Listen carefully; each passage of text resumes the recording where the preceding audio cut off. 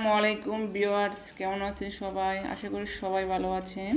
আজকে শেয়ার করব মাত্র একটি ডিম দিয়ে কিভাবে সহজে অল্প সময়ের ভিতরে স্পঞ্জ কেক তৈরি করা যায়। দেখেন, এখানে আমি নিয়েছি মাত্র একটি ডিম। আর ডিমটা যদি ফ্রিজে থাকে তাহলে কমপক্ষে 30 মিনিট আগে ফ্রিজ থেকে বের করে নেবেন।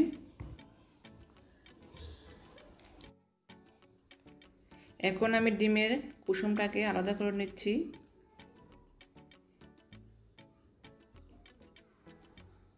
আলাদা করে নেওয়ার পর এখন একটি ইলেকট্রিক বিটারের সাহায্যে আমি ডিমের সাদা অংশটাকে একদম ফোম বা ফ্লাফি করে নিব। ডিমের সাদা অংশটা যত বেশি ফ্লাফি হবে কেকটা ঠিক তত বেশি স্পঞ্জ হবে। এই কাজটা আপনারা ইলেকট্রিক বিটারের পরিবর্তে হ্যান্ড উইক্স দিয়েও করতে পারেন। হ্যান্ড উইক্স দিয়ে করলে একটু সময় বেশি লাগে, কষ্ট একটু বেশি হয়। আর যদি খুব তাড়াতাড়ি বা জটপট করতে চান তাহলে এ ধরনের একটি ইলেকট্রিক পিঠা দিয়ে করে নেবেন এই কাজটি।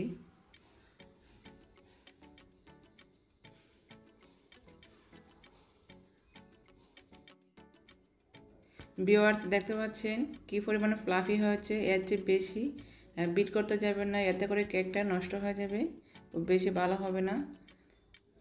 এখন আমি অ্যাড করে দিব 3 টেবিল চামচ পরিমাণ চিনি।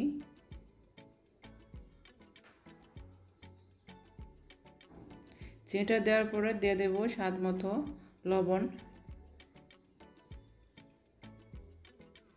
এখন আমি আবারও ইলেকট্রিক বিটারের সাহায্যে চিনিটাকে খুব ভালোভাবে মিশিয়ে নেব। এমনভাবে চিনিটাকে মেশাতে হবে যাতে কোনো ধরনের দানা দানা ভাব না থাকে। যদি দানা দানা ভাব থাকে তাহলে কেকটা খুব বেশি একটা ভালো হয় না, চুপসে যায়।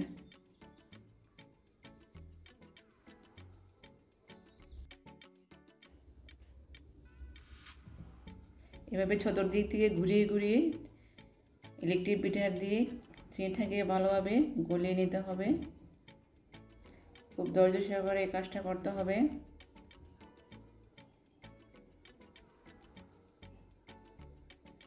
ভিউয়ার্স, আশা করি সবাই আমার চ্যানেলের পাশে থাকবেন। যারা নতুন অবশ্যই লাইক দিয়ে সাবস্ক্রাইব করে আমার পাশে থাকবেন।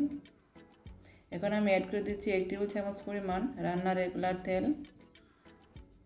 তেলটা দেওয়ার পর আবার আমি ভালো করে বিট করে নিচ্ছি।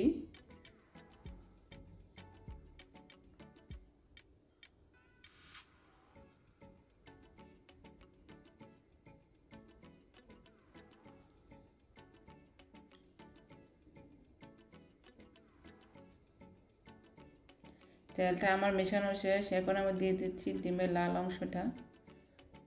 দেওয়ার পর আবার আমি ভালোভাবে বিট করে নিব।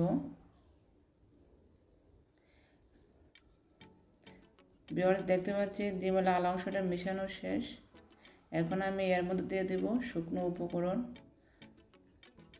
এখানে আমি নিয়েছি 1/4 কাপ পরিমাণ ময়দা, আর দিয়ে দেব 1/4 টিস্পুন বেকিং পাউডার, আর দিয়ে দিচ্ছি 1/4 teaspoon baking soda. Baking powder এবং বেকিং সোডা দুই জিনিস, এই দুইটা জিনিস আসলে আপনারা যে কোনো ধরনের মুদির দোকানে পাবেন। এখন আমি ছেড়ে দিচ্ছি।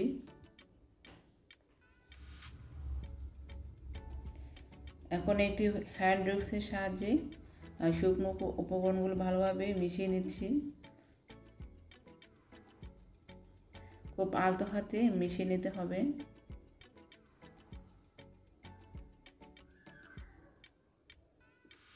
এক সাইড থেকে ঘুরিয়ে ঘুরিয়ে মিশিয়ে নেবেন। এখন আমি দিয়ে দিচ্ছি ভ্যানিলা এসেন্স 1/2 টিস্পুন দিয়ে আবারও ভালোভাবে মিশিয়ে নিচ্ছি।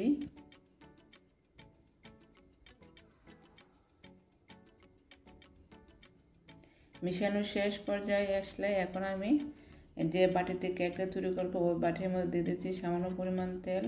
আর এই তেলটাকে আমি একটি ব্রাশের সাহায্যে চতুর্দিকে আমি ব্রাশ করে দিচ্ছি। এখন একটি পেপার, নর্মাল যে পেপার আছে ওই পেপার দিয়ে দিচ্ছি।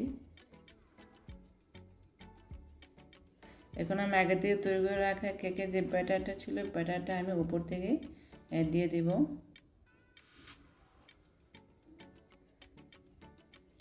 দেওয়ার পর এখন হাত দিয়ে আমি উপর থেকে ট্যাপ করে দিচ্ছি, যাতে ভেতরে যদি কোনো ধরনের লাম্পস থাকে যাতে ওই লাম্পসটা বের হয়ে যায়। ভিউয়ার্স দেখতে পাচ্ছেন কীভাবে ট্যাপ করে দিচ্ছি।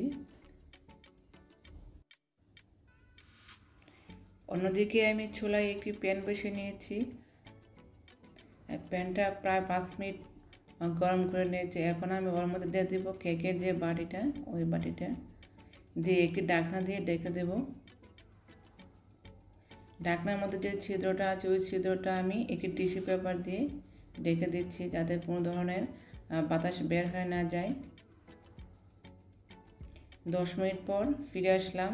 ভিউয়ার্স দেখতে পাচ্ছেন খুব অল্প সময়ের ভিতরে একটি কেক তৈরি হয়েছে। এখন আমি একটি টুথপেস্ট দিয়ে দেখে নিচ্ছি এর ভেতরে কোনো কাঁচা ভাব আছে কিনা। আমার টুথপেস্টে কোনো ধরনের কিছু লেগে যায়নি। একটি ছুরির সাহায্যে আমি কেকের চতুর্দিকে ছাড়িয়ে নিচ্ছি, যাতে মোল্ড করার ক্ষেত্রে সুবিধা হয়।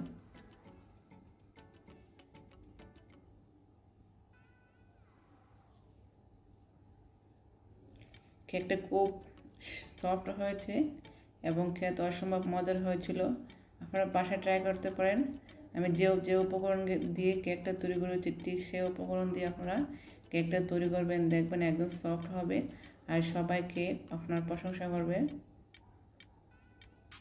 আর আমাকে অবশ্যই কমেন্ট করে জানাবেন আমার আজকের এই কেকটি কেমন হয়েছে।